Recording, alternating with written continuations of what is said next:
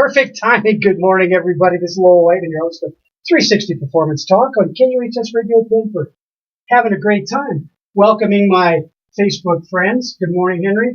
Good to see you out there in New York. Gonna have a great show next week on Friday when we do the weigh-in. The weigh-in, and we're going to see that. So as we switch back on, actually switch, There'll Never Be is the song will be coming up after the show, but right now it's 360 Performance Talk, and we've got a season review, 2018 season review, right over my shoulder.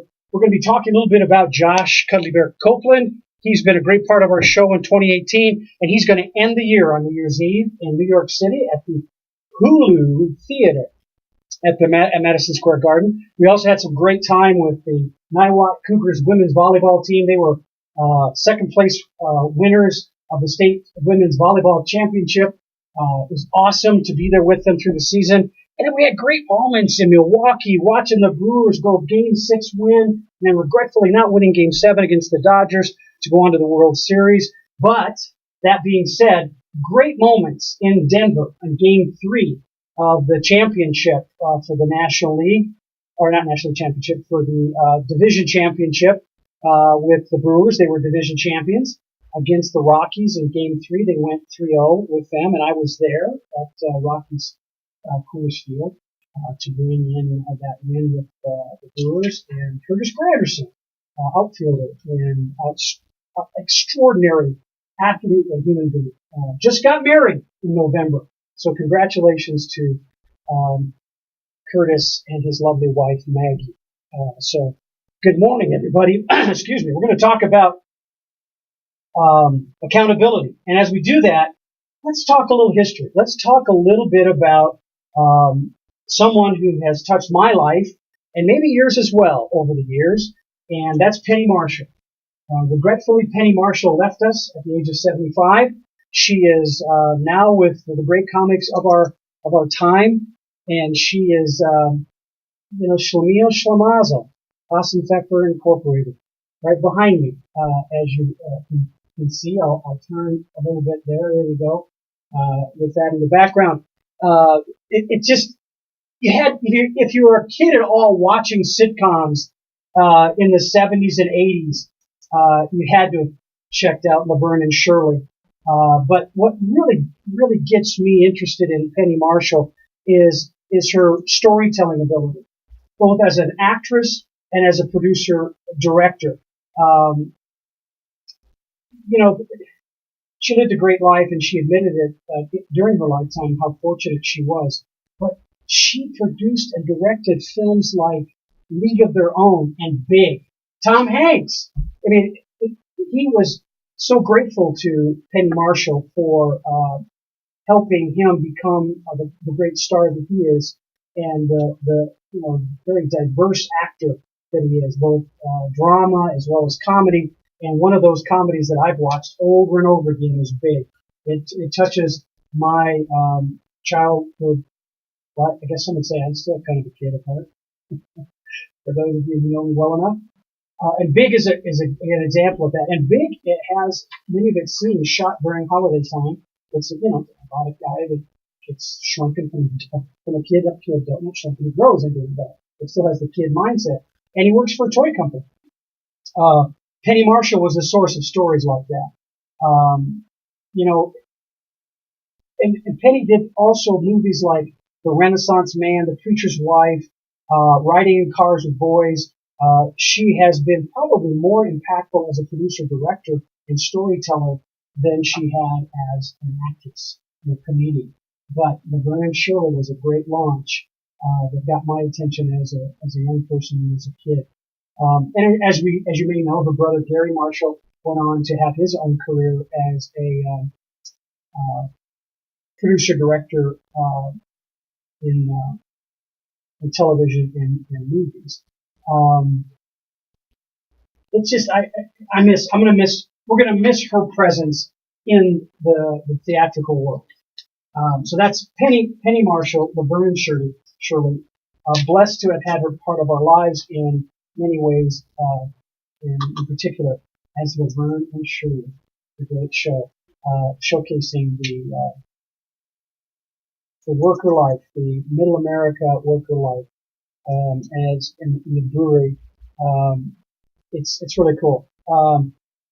As I say that, I also want to make note of the fact that our show today on accountability has some messages that can be brought forward from what Laverne and Shirley brought to the table, and the messages and the stories that Penny Marshall shared with us throughout the years in all the movies that she produced and directed. Because many times the themes of those movies talked about stepping up. To be accountable, you've got to step up sometimes, depending on what the challenges that you've agreed to do. You may also have a certain level of high integrity. And even though the show, Laverne and Shirley, was about Middle America struggling to make a living, working two jobs, as in the show, Laverne worked at a pizza parlor in addition to the brew company. They talked about labor. Hold on just a second while I cover up my mic and cough. Whoa, there we go. Cleared that out. Clear the pipes. So there's lots of storytelling that goes on, but I'm very intrigued with storytelling that focuses on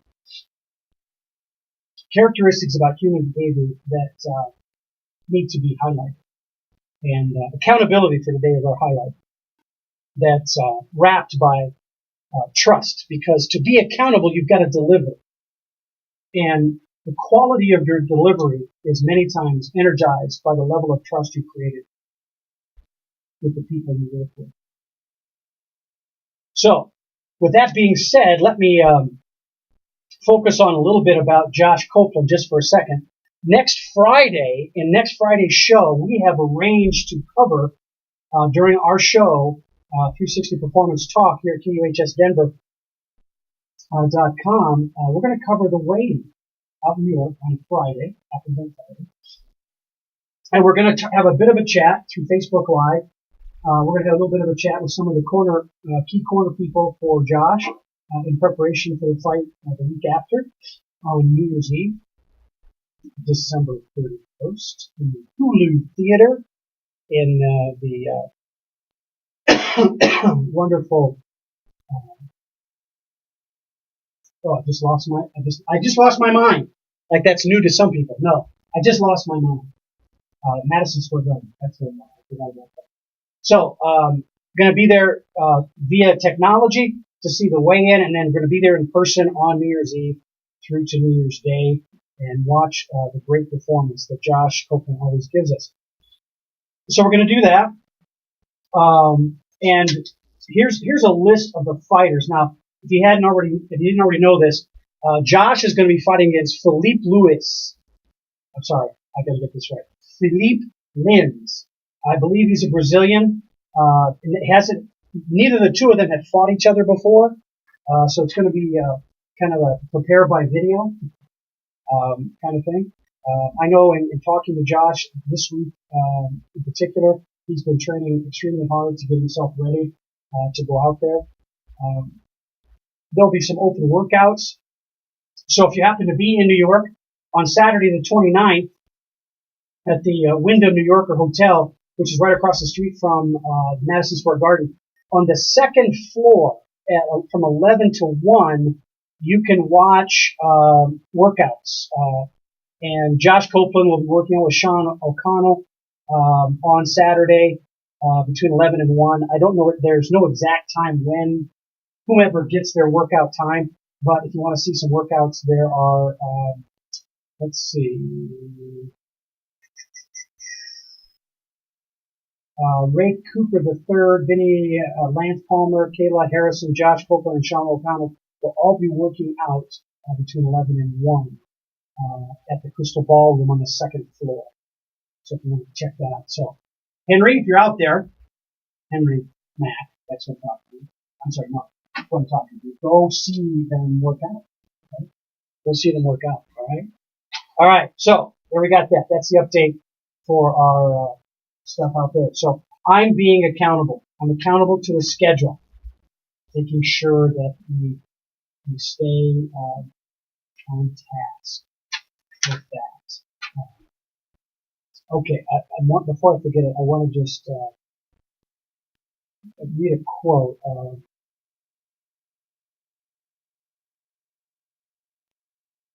Oh gosh, where is it? It's the Tom Hanks comment quote about Penny Marshall.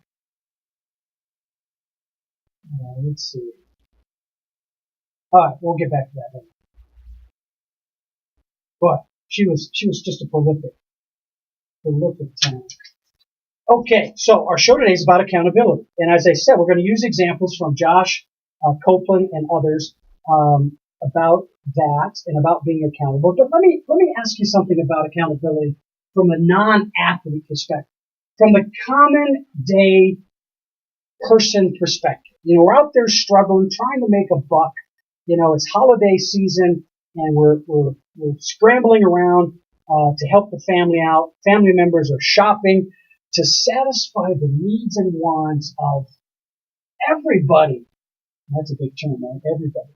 But isn't it true that when the holiday season runs around, the emotional charge rises, and many times that charge is energized and pushed by the expectations, the wants and needs of people that you care about.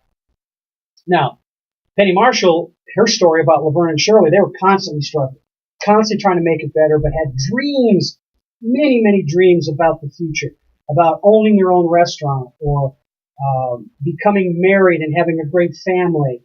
And Laverne, Shirley in the show, Penny Marshall's friend up to the day she died. They would hang out quite a bit, as she said.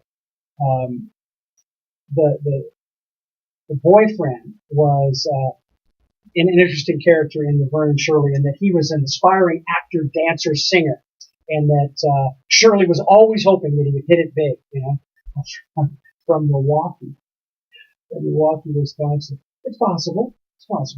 But bottom line, it brought the humor and the storyline of how desperation can be a motivator. So for you that are shoppers, coming back to shopping, are you up? Are you desperate? You know, we only have like 4 or 5 days left, right, for the holiday season, for Christmas shoppers, that is, to be open and available to buy your presents. You know, so for those of us who either waited too long or you just couldn't find what you wanted, and now time's getting kind of short. What do I get? What do I buy, right?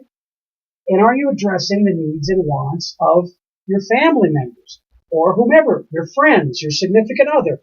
Are you being accountable to their needs and wants? Another question is, should you be? Should you be accountable to the needs and wants? Now, I was watching basketball, taking it back to sports for a minute. I was watching basketball last weekend, and some film this week. And I'm going, you see, NCAA basketball is huge right now. We're going to have lots of tournaments. Some conferences are going to be starting their conference season towards the end of the month. Others will wait until their first conference games after the first of the year. I'm following my alma mater, the Iowa Hawkeyes, in the Big Ten. I also follow West Coast schools in the Pac-12, and you got to follow ACC. The Dukes and North Carolina States of the world. You got to watch those, and then you watch for those teams that are really starting to bubble up and find themselves and are becoming extremely great challenges for the teams that you expect to win, the Kansas of the world, the Kentuckys of the world, along with Duke, of course. Duke can be a powerhouse. It is already a powerhouse this season. But I'm bringing this up because you see players moving around, their hands are up, and those are nonverbal demonstrations of, I want the ball. Now, the perspective from the person passing the ball is, do you really need the ball? I mean, I'm looking at the defense, and do I really need to pass the ball at this time? Now, I can understand you got your hands up. You think you're the big dog in the paint, and you got this going on, and you think you want the ball, but is that really going to be the thing you should be doing?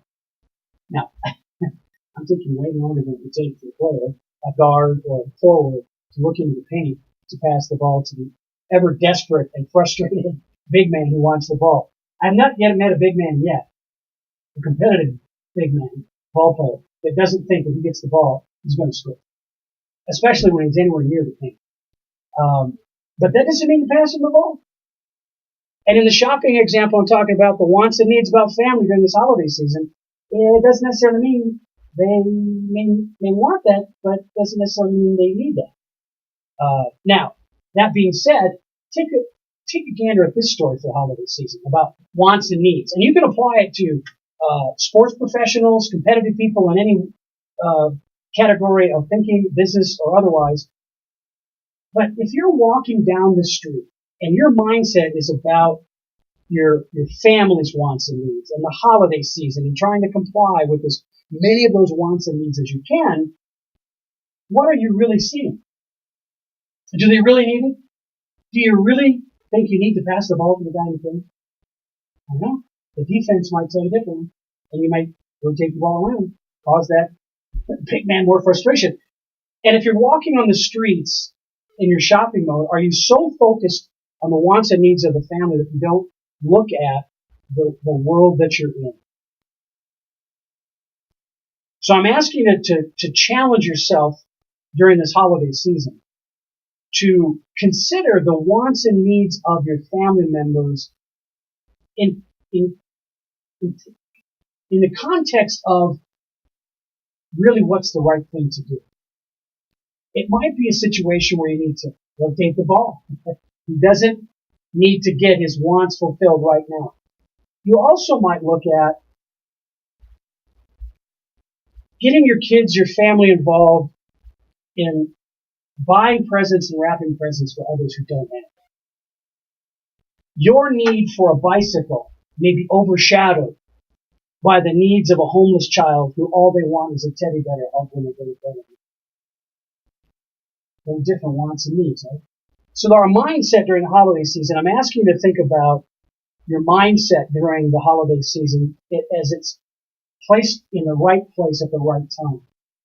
For example, there's a challenge on the internet right now through, if you go onto LinkedIn or Facebook, if you search some of your favorite videos, you might see a video of a young man who is challenging Amazon to deliver packages to places with no address. And interestingly enough, he's having some success with this. Now, why is he doing it? Because he was aware his mindset was not just focused in a channeled way, walking down the street to the next shop he's going to buy a present in satisfaction of the wants and needs of a family member, but he sees someone sitting on the concrete, wrapped up in whatever blankets or bags they have, with no socks. And his head goes to the place of, I wonder if I can deliver socks to this guy from Amazon, so that I can take care of not just this one person, but anybody who might have that need. Well, interesting, I'll have to cut right to the chase. He satisfied his needs with that. Amazon, in fact, with proper instruction, is able to deliver a package. The Prime, in particular, the Prime, Amazon Prime, will deliver, their delivery people with those instructions will deliver to these people on the street and satisfy. And in the videos, you'll see backpacks being delivered, long underwear being delivered, socks. Almost every time the person asks the homeless person, what do you need? It's something of socks, long underwear, backpack. Those are wants and needs. Now, we might think, as I've had people tell me, oh, they probably want alcohol or drugs. Oh, maybe food, but maybe not. And if it is food, it's probably something extravagant.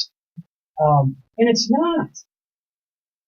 So until we start understanding the circumstances, the mindset of not only ourselves and the kinds of details we take in and the understandings of wants and needs from others in a realistic, practical way, we're going to walk through and down streets that we have our blinders on, and we're not seeing the world as it really is. So, in my mindset segment, which is what we're in right now, I'm asking you to improve on your mindset during this holiday season by taking a breath and understanding the wants and needs of others to see if they really fit. but they really complement one another. So as I say that, we're approaching 20 after the hour. We're here at KUHS Denver in wonderful North Glen, Colorado, and I'm going to share with you, as I do every Friday. I just love this stuff. It's Germ Block.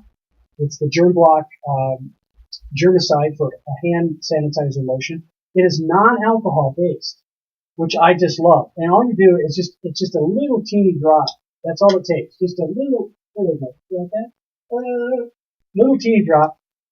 It feels like a lotion, and I love it. I love it for a couple of reasons. One, because it feels like a lotion, doesn't dry my hands out.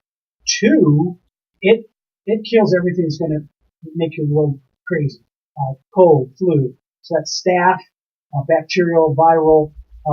In the hospital setting, there's also documentation and testing that says it takes care of C. diff, which is the very infectious kind of stuff that causes sepsis and just nasty stuff that can kill you. So that, I love this. So you can get this at Avcare, AVKARE, avcare.com. Check out the website. You can look it up on Amazon, interestingly enough, on Amazon. So if you have someone that you've seen on the streets, you can send them some germicide, kill those germs. Keep them feeling good, in addition to parasites.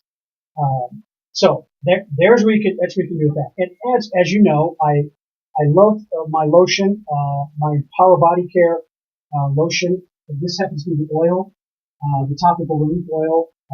As their slogan says, put it where it hurts. And this I have a special thing for you. If you go to empowerbodycare.com, empowerbodycare.com, and take a look at this, you can order this, and it will be shipped right to your house because it's CBD. It's a cannabis product, but it does not have the active THC in it. Totally legal. And use LW010. That's a code for you. You get a discount rate on that. Please use that. Enjoy it. Put it where it hurts. It works. I know because I use it. I love 3 of these products. There's a package they have. You can get this with bath salts and lotion. The lotion, my sister and my wife both tell me you put it on where your wrinkles are and under your eyes. Many times those are inflammatory responses. It creates this swelling. Like for me, it's allergies, and that reduces the swelling under my eyes and does some. I'm not that interested in wrinkle builders, right? But for those who have a higher sensitivity to that stuff, I'll put it on. It works. That's a testimonial from 2 people I trust a lot. So there you have it. empowerbodycare.com and avcare.com. Have a look. All right, so we're about 25 after the hour. We're into our second segment on skills. Remember, that's skills for me is the 5 senses. That's keeping it real, keeping it organic about what we do here, and we're trying to connect mindset and skills together. So if I wake up in the morning with a positive mindset, and by the way, I'm working on a paper, just to let you know, about removing the negative. I'm realizing these days that it's great to be positive, don't get me wrong, but my method to get there, I'm altering that. I'm changing that to be more about removing the negative. Here's why I say that. The skill sets you have, your sight, your smells, your hearing, sense of touch, your sense of taste, all of those things, when you look at the world with those 5 senses, I want you to identify where the negatives are. Here's a simple example. If you smell something, it doesn't smell right. Well, what should you do? If you're thinking about removing the negative, what should you do? Go away. It's not a pleasant smell. So go away. Or if you know where the smell's coming from, remove the smell. That's a very simple example of removing the negative. Now, what did you get because of that? Well, you got a better smell. That seems fairly positive, right? And even if the smell that's left over after you leave the area where the bad smell was, that negative, it's better, but it's not really great. Well, you're in control of that. Let's say it's a neutral. Maybe not as positive as you would like. You got rid of the negative, but you're left at ground zero. You're not going below that. Too often when we strive for positive, the outcome is disappointing. And we actually dropped below where we were at emotionally. We got frustrated because I didn't discover the positive. It wasn't enough interaction, or the experience didn't fulfill me as much as I thought it would. Well, that's why I'm saying, and I'm changing my methods to remove the negative. And in doing that, base it in your five senses first.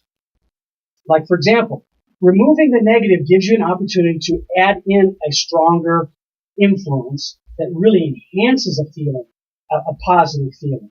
So, for example, in football, for example, removing the negative would be to tackle somebody for a loss when prior to that they got a great gain.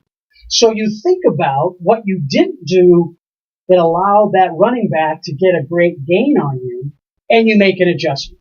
That in itself is moving you to not only removing the negative, but you're in control of it. You're taking action towards that person or thing to make the necessary changes so that not only do you remove the negative, you create a positive for yourself. So before I move on with that, Janice, good morning. How are you? Good to have you with me. Janice Cannon, colleague and friend. Have a blessed holiday season, everybody out there in the Cannon family.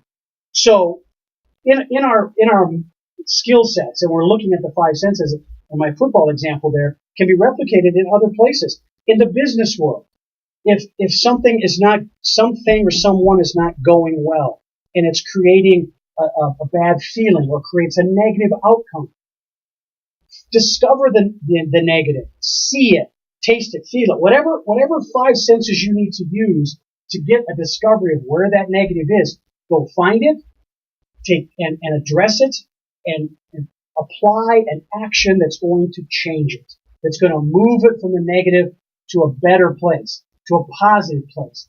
Now that's different than what I have done in the past. Whereas, come into a situation with an athlete or an executive or a team, and there are things that they're not being controlled the way they should be. People are having a difficult time. They're frustrated. Their performance is not where it should be. Lots of different layers are happening. And I would come in and I'd be excited and energized. I'm projecting a positive image to them. And I thought, and it didn't work, but I thought that was the way to do it. Push the positive. Help them to be uplifted and feel good about themselves. Well, for a long time, that had a degree of success. And in some cases, more than a degree of success, because not only did I have the positive image and attitude for myself, I engaged others, gave them strategies on how to do that themselves, and they were willing to do it. They wanted to be positive themselves. Now remember, we weren't removing negatives. I was just trying to charge them up, motivate them, optimize their behavior, and arouse them to a higher level of understanding of what they're doing and how they can make it positive. But the negative didn't go away. It may have stayed there. We just overshadowed it, or in fact, overwhelmed it with a higher level of positive emotion, feeling, and actions. So it wasn't seen as much anymore. It was kind of pushed to the side. But it wasn't addressed directly and removed or diminished to a capacity that it didn't come back again. Well, guess what happens? Once I leave, positive influence isn't there anymore. I'm not reinforcing it. I'm not addressing what the needs are and the wants of my client or athlete or both in the team. And the negative creeps its way back into the scene and arranges things, and the positive gets diminished or removed. Now, here's some examples of that. I've gone to audiences as a lecturer to teach them about things in the finance world, accounting world, professional athletics, amateur athletics. I've talked to a lot of audiences. Some of them are very large, some of them are kind of small. And in every case, one of my primary goals is to leave them feeling good about themselves. Leave them with a positive. And I'm also very concerned about leaving them with a specific action they can take away and use and maintain that feeling.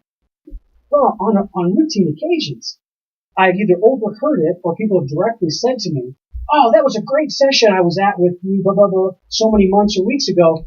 And my question is, well, how you feeling now? Well, I'd like to come back. And so when they say that, that means the negative has creeped back in. And it just, I'm sure you've been at a gathering where you felt really good about the session, and then a few hours later, you forgot what it was about. And my contention now is that I was not accountable enough to realize that removing the negative was the course of action I needed to take so that I could really impact what the future is like. That whatever we did in those sessions, whether it be a lecture or a training session or both, was I left you with the negatives have been removed and you have a strategy on how to perpetuate behavior that's a positive because the negative is gone. Now, in some cultures, in some organizations I work with, cultural change is removing people because they were the negative. But too often, cultures don't have the tools to identify what the negatives are. And if they do have the tools, they're either not using them or they're not using them to the level they need to discover the negatives that are really influencing performance in a negative way. There's so much potential there that is not being utilized effectively. All right, so we are at 30 past the hour here at KUHSdenver.com, and I'm your host, Lowell Whiteman of 360 Performance Talk. Having a great day. I'm watching the Laverne and Shirley opening credits and reminding myself again of, how effective the storytelling was back in those days. And I challenge to current day media folks in television and movies to bring back great stories. Too often we're going with the economics and the commerce and what can bring us the biggest bucks. And I think we gotta. I want to motivate people to stay anchored in being good storytellers and sharing the things that we all enjoy in this world as principles. And the principles I'm talking about today regarding accountability are plus and minus, pro and con, positive, negative. And I'm saying to you today that in our discussion, we need to remove the negatives. So before we go any further about because our next segment is on mental conditioning that talks about environment, I want to share with you some NFL things that are going on that reflect on environment. And one of those is the NFL, National Football League, sent me a notice on, it's called The Way Up. It's the Chris Long and the Water Boys documentary. Now this is to premiere on Friday, December 28th. It's a 2-hour special. It'll be narrated by award-winning actress Uma Thurman, and that's at 8 p.m. Eastern Time, or 6 o'clock here in wonderful Mountain States in Denver, Colorado. According to Chris Long, I remember Chris Long is an NFL commentator, color announcer. He works for the networks. I think it's Fox or NBC. I think it might be Fox. He says, "I hope by sharing our story, others will be inspired to get involved and help us get water to 1 million people." So here's the deal. The story, The Way Up, Chris Long and the Water Boys, is a 2-hour documentary. It's, as I said, narrated by Uma Thurman. The Way Up chronicles what it means to play for a cause for Super Bowl champion Philadelphia Eagles defensive end Chris Long. Now, remember, Chris Long is the son of, I should have said that earlier. There's another Chris Long, Howie Long. Howie Long is his dad. Chris is the son of Howie Long, who's an NFL player, Hall of Famer, actually. And he did some service work in Tanzania and other communities across the United States. His special opens with the trek of the peak of Tanzania's Mount Kilimanjaro as he takes this past February by a group of NFL players and military veterans known as the Water Boys. So Chris has got a connection between military as well as a cause for the betterment of all of us with this group. And Chris and a fellow NFL player Former Seattle Seahawks player and a Green Beret, so he's a military alum as well, Nate Boyer. The Water Boys submitted the largest freestanding mountain, summited, the largest freestanding mountain in the world to bring attention to the current water crisis in Tanzania. They were joined by player Connor Barwin, along with former NFL players Vince Young, Steven Jackson, and Tom Santee, and MMA star Justin Wren. It's interesting. I've got Curtis Granderson is also, he's with the Milwaukee Brewers, and he's also been an advocate of clean water, fresh water, in addition to feeding our kids. And it's efforts like these that are so admirable, because in our theme today on accountability, do you have a guess as to who the single person, the first person you should be accountable to? That's right. You said it right there. To yourself. Be accountable to yourself first, so that you evaluate just exactly what your capacity is and how much you need to share yourself to address the wants and needs of the people you care about and the world you live in. So as I say that, we're into our mental conditioning segment, which is about environment, and how you during this holiday season are creating an environment that supports all who celebrate with you. Just like with Chris Long and his adventure with the Water Boys up Mount Kilimanjaro, they're accountable to themselves, but their purpose is to bring light to the message about the need for clean water, or maybe just the need for water in general. Because once you get it, you can clean it, you can filter it, you can purify it, and we as a world nation, not just as countries or states or counties or cities, but as a world nation, we need to be aware of these things and be held accountable to nature for what we're doing to it. So, as I say that, let's talk about some environments and the influence of environments in Week 16 of the NFL season. I don't mean to cause you to feel like I'm popping around, but as you can see, I'm bringing it back to accountability, bringing it back to environment, and I'm bringing in the NFL what to look for in Week 16 stats, because this is the time of the year where we've got the have and the have-nots. I wanted to go to the Super Bowl. I don't need to, but I wanted to. And there's a number of teams that aren't gonna. They're just mathematically don't. Who would that be? Oh yeah, it's a team right here in Denver. But that being said, they're gonna come back, right? Got my Cubs attitude on. Next season. Okay, so anyway, let's focus on I'm removing the negative. I'm not gonna say that anymore. So there's some history-making things going on. Patrick Mahomes of the Kansas City Chiefs is one of those, along with, he's got a tight end that's making some history too. But Patrick Mahomes has got a chance to equal or exceed the season touchdown passes record that's held by Peyton Manning right now. He did it in 2013 with 55 touchdown passes. Right now, Patrick Mahomes has 45. He's got a couple games left. How about that? So, with that being said, even though I'm not that much of a Kansas City Chiefs fan, I'm a Patrick Mahomes fan because I've known him since he was back at Texas Tech. And by the way, just a shout out to his past coaching at Texas Tech. Kirk is going to the Pac-12 conference to be, I believe, quarterbacks coach and assistant offensive coordinator.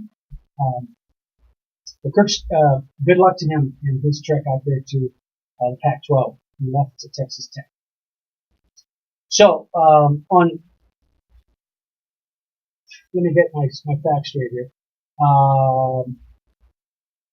So he's got some distance to go. He's got 10 passes, and if you think for a lot of quarterbacks, 10 passes, that's your season. 10 touchdown passes, that's your season. But I'm not too concerned about Mahomes not getting that record, at least equaling. He's got a really good shot at equaling it this season. with the number of games that are left. We're in week 16. We've got 2 weeks left of the 18-week season before we get into the playoffs. Very interesting. Okay, so 4,000 yards passing, another record I want to focus in on. There's a few that have that. Number of times. Peyton Manning again has 14 seasons of 4,000 yards or more. Right now, Tom Brady is closing in on that. He's got 3,979. Philip Rivers is having an amazing season. He is definitely accountable to himself. He's a guy that is constantly bettering his game, constantly berating himself far quicker and more aggressively than anybody else could ever. And both Tom Brady and Phil Rivers have both surpassed 4,000 yards 9 times in their career. And this for both of them could be their 10th time. Philip is sitting at 3,951 yards for the season so far. And, there's more than likely a chance. I mean, the guys are 200 plus yard game guys anyway. So they've got 2 games left. I say that without knowing the bye week because I'm guessing 2 games left. Now, that being said, let's talk about rookies. NFL calls it Shake and Baker. That's the Baker Mayfield story. Well, Baker Mayfield, it's rookies with 21 touchdown passes for the season. That's what he's got right now. The leader in that category as rookies was, can you guess? Yeah, Peyton Manning. He had 26 in his rookie year in 1998. And so Andrew Luck is on that list as number 2 in 2012. He had 23. So Baker Mayfield, I'm going to guess the kid's going to make it happen. He's only got a few to go. So good luck to Baker Mayfield. To watch that kid, his energy on the field. He's one more that I want to point out is accountable to himself. He's doing some great stuff. Now, here's another kid, a local boy, born and raised, played here, went to the West Coast to play out at Stanford. That's Chris McCaffrey. He leads all running backs with 94 receptions in 2018. Now, once again, his environment doesn't seem to be distracting him at all.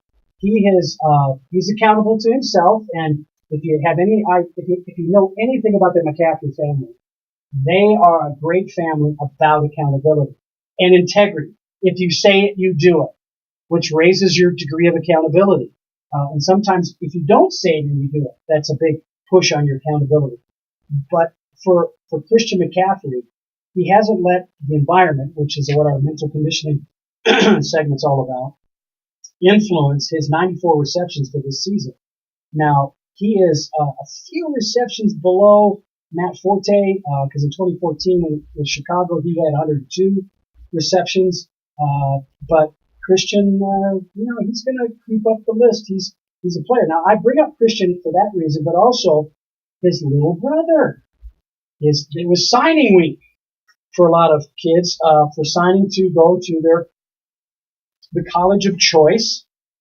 Our CSU and CU folks had their moments. Coach Bobo had some great signees. He got some other receivers that, Albus Whitted is probably smiling from year to year with the recruits that he got locked up that agreed to come to CSU. But Chris McCaffrey's brother is going to Nebraska.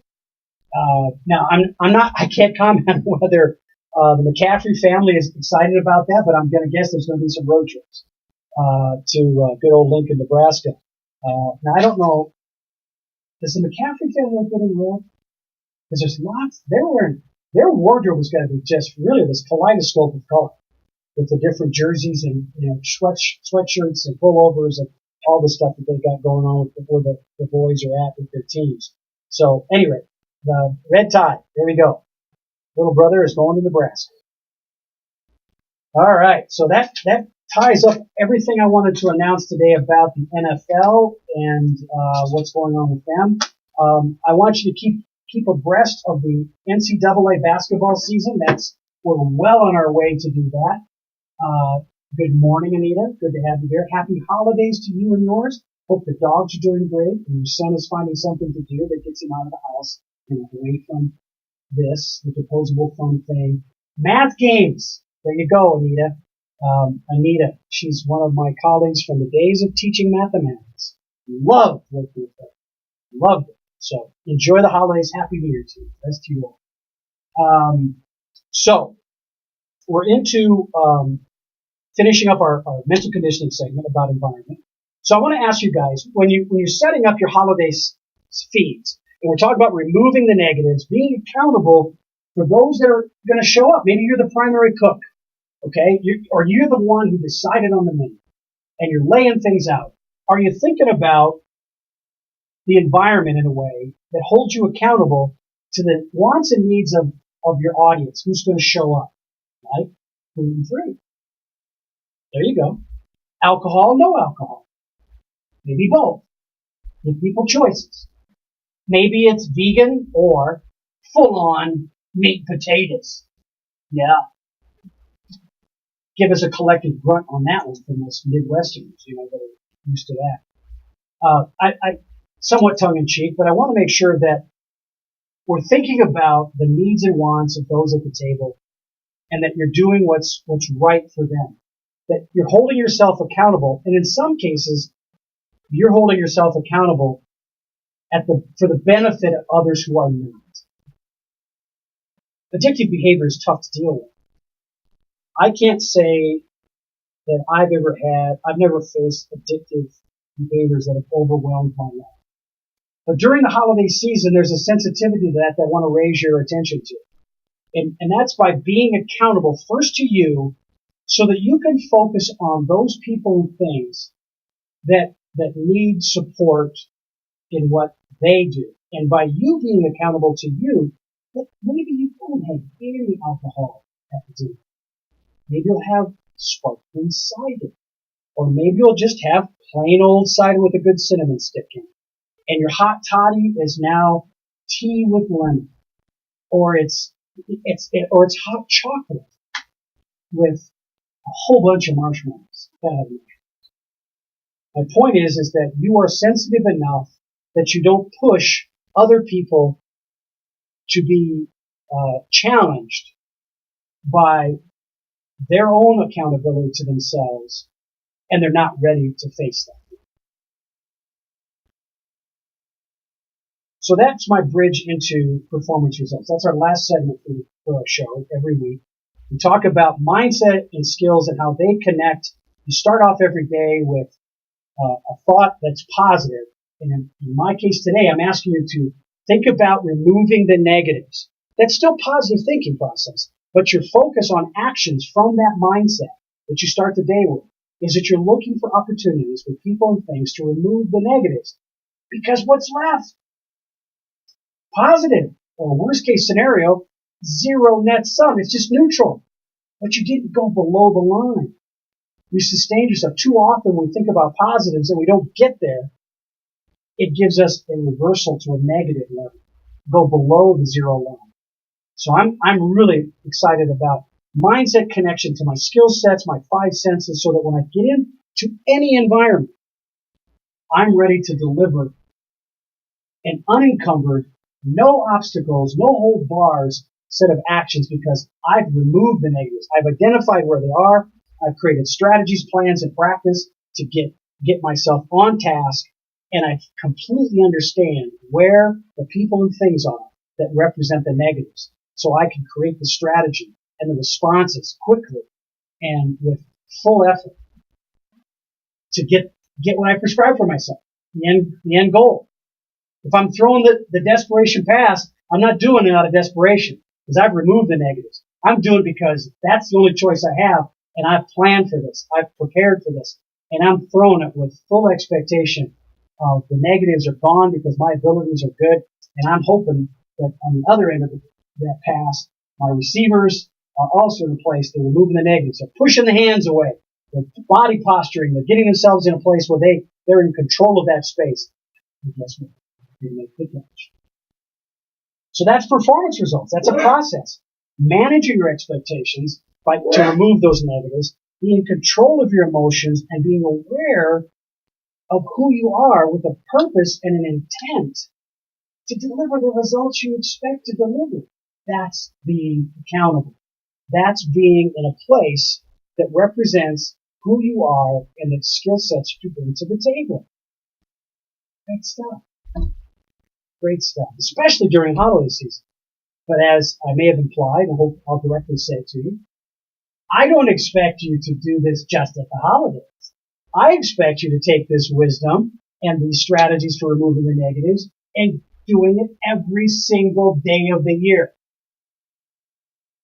I want to make sure that I leave you with strategies to remove the negatives so that when you are processing your emotions, that you manage those expectations that you set up for yourself. And today, the biggest expectation you have is be aware of your surroundings in a way that you can remove the negatives. Just like the stories that Penny Marshall created in her productions and direction in filmmaking and her performance as an actress in the sitcom Laverne and Shirley.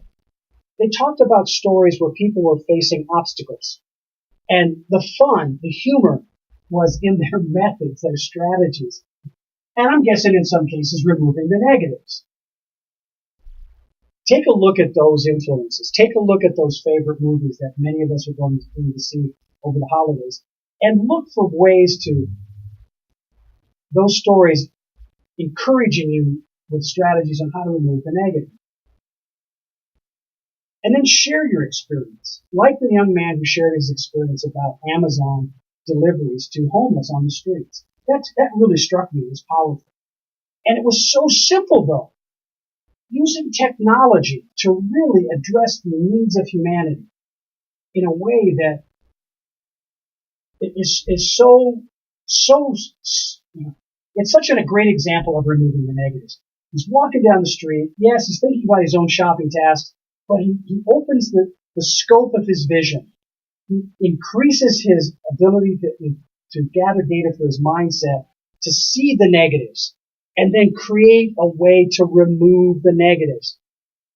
The homeless person was being walked past by hundreds of people on a cold day, and his feet were extended out of his blanket with no covering, no socks, no shoes. Many did not see that. He did. He was looking in his world and seeing things, and he saw the negatives that he could control and he could influence.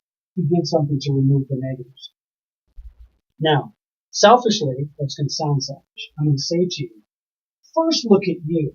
Look inside of you to identify through your exposure to your mindset and what you want for you, and discover what the negatives are in your world that you can remove.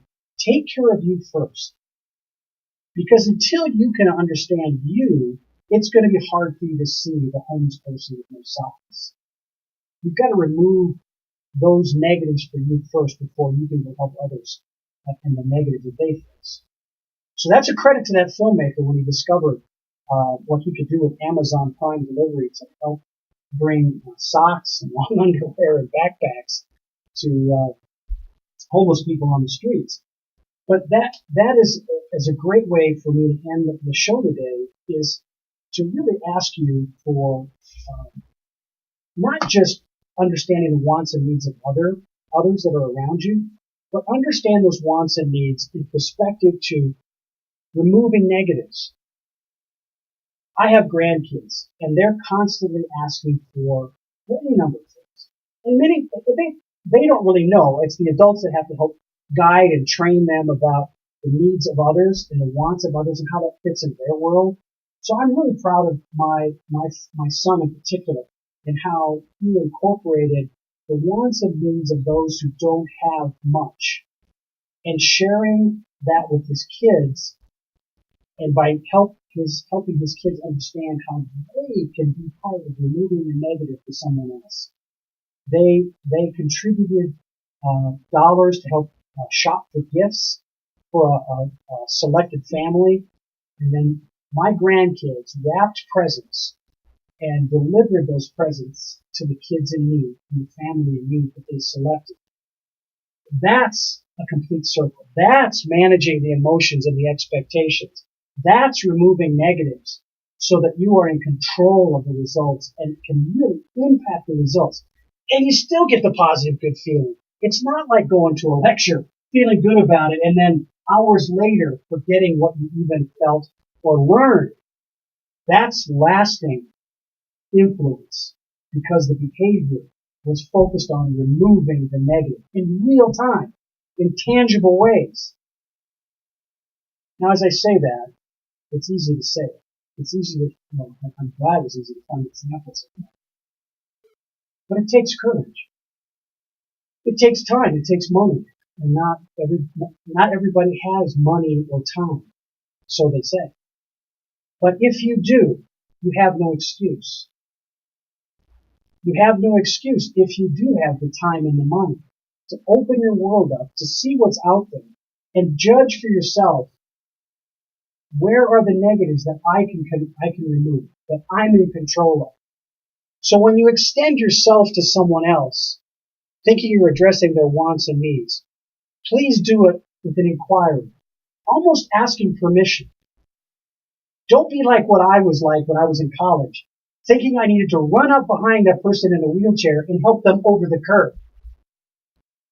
And rightfully got summarily dismissed by the person who wasn't happy with me. They were not happy with what I had just done. And I learned from there, ask first for them to, if you can help them, so that you understand what the negative is. And if it really truly is a negative for someone else. In the sports world, it happens so quickly. The negatives pop up really quickly. Negative yardage, incomplete pass, traveling, turnovers on the court of basketball, knockout punch. That's a big negative. Not protecting, a counterpuncher. I mean, there's all different kinds of things in the sports world that very quickly, very easily understood as negatives, not good things. Most people will go to the scoreboard and say, we won or we lost. The negative is the loss. Well, how do I remove the negative? Well, it has nothing to do with the scoreboard. It has to do with before you even get to the scoreboard. It has to do with before you even get to the competition. It has to do with your mindset and focusing on what are the negatives. Do I see them? Do I have a positive attitude about going and looking for those negatives and addressing my own personal wants and needs so that when I approach my skill set, my 5 basic skills first, to apply them, I'm doing it in a way that's considerate of the environment I walk through, the court that I'm on, the field that I play on, the competition I'm going to deal with. In a few days, we're going to be in New York City at Madison Square Garden at the Hulu Theater, talking with Josh Cuddly Bear Copeland, and looking at what he has done to remove the negatives. He has done a wonderful job in his training. And when he gets in the ring, when he gets in that arena and that cage, I know based on what I have seen him do, he is prepared because he has addressed the negatives and removed them. Now, here's the rub. We don't know if that removal, that degree of removal, that degree of preparation and planning is enough to address the competitor. But therein lies the greatness of competition. If both competitors are good at removing the negatives and preparing themselves with the positive attitude that it takes to remove those negatives, it's going to be good. Hey, this is your host, Lowell Whiteman, KUHSdenver.com on 360 Performance Talk. I am so pleased to be here on a Friday, every Friday at 11 o'clock Mountain Time, to talk to you about performance issues. And next week we're going to be having a Facebook Live broadcast from New York City on the weigh-in of Josh Cuddly Bear Copeland when he faces his opponent for $1 million prize, the Professional Fighters League. So, as I say that, let me just switch. That's who's going to give you there'll never be.